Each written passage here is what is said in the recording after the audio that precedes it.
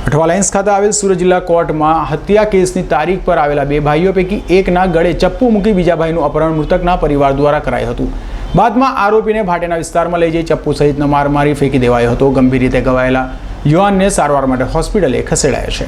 ઇજાગ્રસ્તના નાના ભાઈ આકાશ આહિરે જણાવ્યું હતું કે 1.5 વર્ષ પહેલાં ભાટેનામાં અલ્તાફ નામના યુવાનની હત્યા થઈ હતી, જેમાં મારા ભાઈ અજય વિજય આહિરેની સંડોવણી હોવાનું સામે આવ્યું હતું।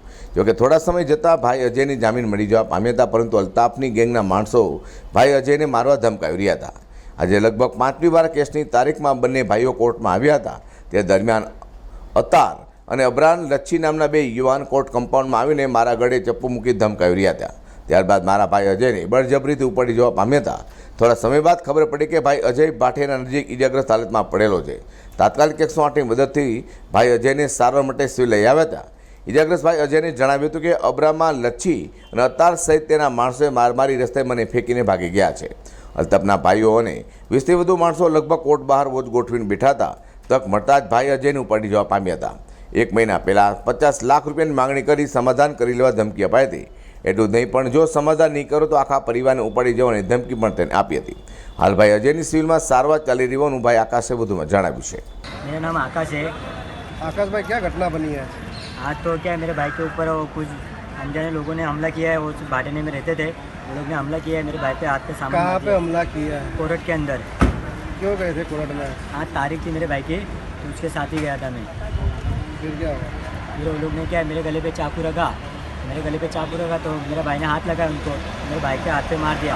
मेरे भाई को अपहरण करके लेके गए। कहाँ से अपहरण किया? कोर्ट से। कहाँ तक लेके गए? कोर्ट से तो भाटेना लेके गए, उधर फेंके, उधर मारे, ये पैर उसके निकाल डाले। फिर आपने फरियाद करी है?